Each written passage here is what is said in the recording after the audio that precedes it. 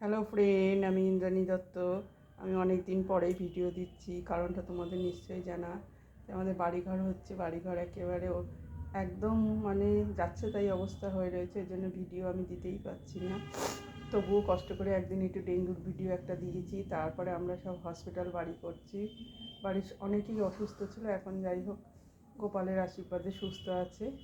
তা বাড়িঘরের এমন অবস্থা, পা বাড়ানোর জায়গা নেই, কোনো রকম রান্না করছি, করে খেতে হয়, খাচ্ছি। তার মধ্যে আজকে আমি কী রান্না করেছি তার ভিডিও দিচ্ছি।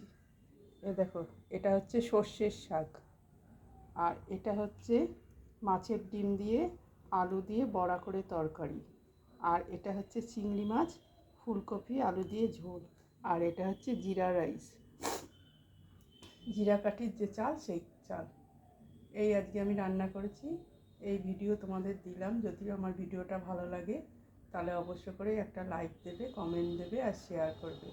অনেক দিন বাদে ভিডিও দেওয়াতে আমার অনেক ভিউ কমে গেছে, সাবস্ক্রাইবারও কমে গেছে, কিন্তু আমার একটু বাড়িঘর মোটামুটি একটুখানি চিতু না হলে আমি কিছুই করতে পারছি না।